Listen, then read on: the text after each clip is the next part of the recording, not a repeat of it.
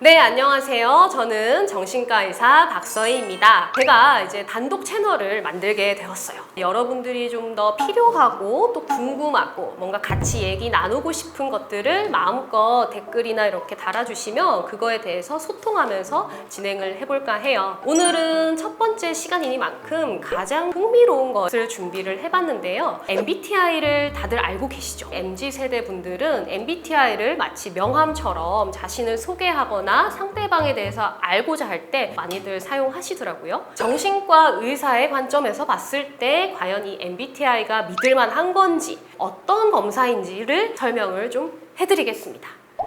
이것은 한 100년 전쯤으로 거슬러 올라가서요. 정신분석학자로 굉장히 유명하신 칼 융이라는 분이 성격이라고 하는 것이 좀 고유한 특성이 있고 이것이 쉽게 변하지 않는다 이러한 주제로 책을 낸 적이 있는데 그것을 보고 영감을 받은 캐서린 쿡 브릭스라고 하는 여자분이 처음에 이런 MBTI의 기초적인 것을 만들었고 그것을 대물림 받아서 그녀의 딸이 만들었습니다. 그래서 메이어스, 브릭스, 타입, 인디케이터 이렇게 MBTI가 만들어졌다고 해요. 왜 만들었냐고 보니까 성격 특성에 맞는 직업 적성을 찾기 위해서 처음에 이것을 만들었다고 합니다. MBTI는 어떤 정보를 받아들이는 방법, 받아들인 정보를 판단을 내리는 각각의 유형에 따라서 타입을 좀 나눴어요. 크게 4가지 척도가 있다고 보시면 되는데요. 첫 번째, 엑스트로버전의 E와 그다음에 인트로버전, 내향의 I입니다. 이것은 이제 에너지가 향하는 방향을 따라서 나눈 건데요. 내 에너지가 바깥에 좀 더 집중되어 있다면은 엑스트로버전이죠. 외부 활동이 작고 많은 사람들과 어울리는 것을 좋아하고 자신의 어떤 감정이나 생각을 말로 표현하는 것을 굉장히 편안하게 잘하시는 분들이에요.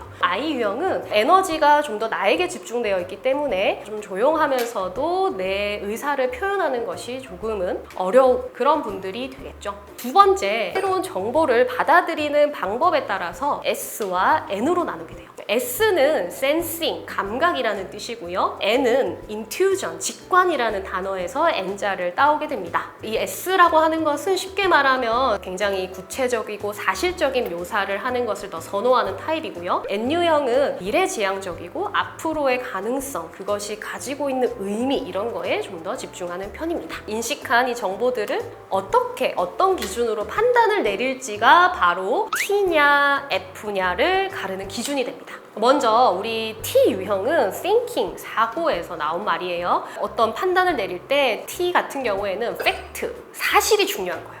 이런 분들은 뭔가 똑 부러지는 게 좋고요. 논평을 하는 것도 좋아하고 그렇습니다. 반면에 그 F 유형은 feeling, 감정 유형이에요. 감정 유형이라는 말을 듣자마자 약간 느낌이 오시죠? 이분들은 보통 관계를 중점적으로 여깁니다. 어떤 분이 나 오늘 너무 피곤하고 바빠가지고 드라이 샴푸를 하고 왔어 이러면 F 유형 같은 경우에는 왜? 많이 바빴어? 많이 피곤했어? 무슨 일 있었어? 이렇게 간다면 T 유형은 드라이 샴푸가 뭐야? 처음 듣는데? 이런 식의 어떤 팩트. 내가 너무 우울해가지고 오늘 화분을 하나 샀어 이러면 이제 F 유형 같은 경우에는 왜? 뭐가 우울한데? 괜찮아? 무슨 일 있었어? 또 이렇게 간다면은 T는 화분을 사면 기분이 좋아져? 무슨 화분 샀는데? 이렇게 이제 나오는 거죠. 여러분들은 과연 어떤가요? 이게 은근히 좀 잘 맞더라고요. 자, 그러면 이제 마지막 남은 하나가 뭐냐? 뭐였죠?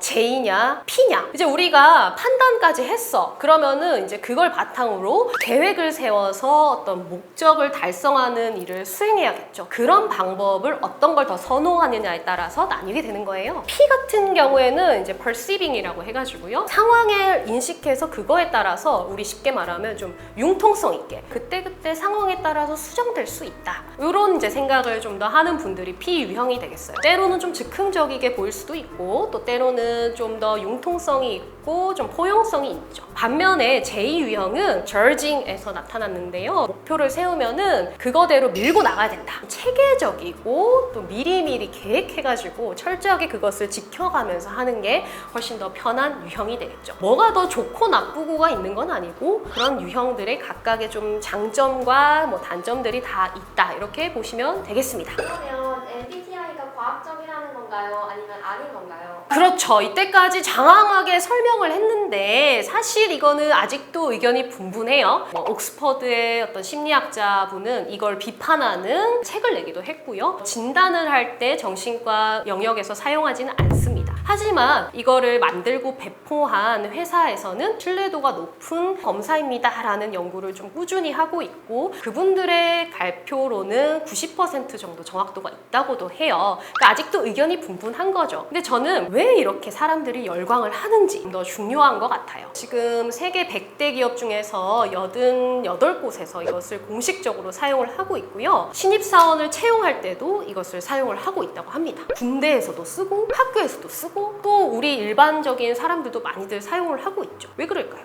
그 이유는 바로 이 검사가 non judgment 해서 그렇다고 해요. 판단하지 않는다는 거죠. 우리가 보통 검사를 하게 되면 정상과 비정상을 나눕니다. 병이 있고 없고를 나누는 판단 기준을 만들어요. 그런데 이 MBTI는 적성에 맞는 직업이 무엇일까를 찾기 위해서 만들어졌다고 했죠. 그러니까 더 좋고 나쁘고가 없는 거예요. 그래서 많은 사람들이 이것을 더 궁금해하고 관심 있어 하는 거예요. 사실 그 결과표를 잘 보시면 탐험가, 과학자, 모험가, 그다음 외교관 뭐 하나하나 다 이렇게 긍정적인 말을 하고 있죠. 그게 가장 중요한 포인트인 것 같고요. 두 번째는 누구나 나 자신에 대해서 알고 싶어하는 욕망이 있습니다. 더 나아가서는 상대방에 대해서도 알고 싶어하는 그런 욕구가 있어요. 실제로 아까 T와 F 유형에 대해서 우리가 막 얘기를 나눠봤는데 F 유형 입장에서는 T가 화분을 왜 샀어? 뭐 이런 식으로 얘기를 하면 섭섭할 수 있어요.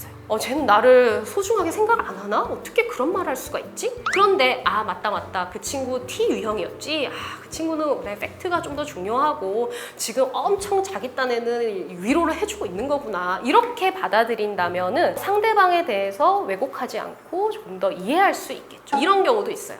나와 비슷한 사람들이 여기 있었어, 이런 뭔가 위로, 동질감이 또 굉장히 큰 도움이 됩니다. 그래서 아마 이렇게 많은 사람들이 MBTI를 사용하는 것 같아요. 혹시 선생님 MBTI는 어떻게 되시는지? 저는 ESFJ였습니다. 외교적인 사교적인 외교관형이에요. 네, 누가 봐도 저는 F 유형이지 않습니까?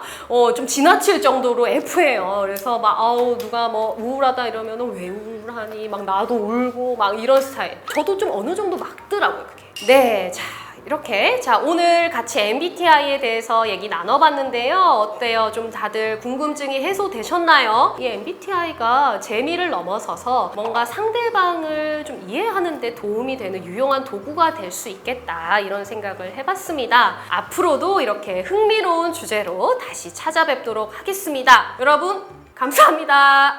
안녕히 계세요. 제가 궁금한 게 있는데요. 네네네. 혹시 정신과 선생님들의 MBTI는 과연 어느 MBTI가 가장 많으실지, 그래서 제가 갑자기 궁금해졌거든요. 일단은 저희끼리 이제 같이 해보면은 J 유형은 확실히 좀 맞는 것 같아요. P 유형은 거의 없었던 것 같아요. 아무래도 좀 다들 이렇게 계획을 세워서 열심히 계획에 맞춰서 그게 좀 힘들어도 참고 공부를 많이 하는 분들이 많지 않을까 싶고요.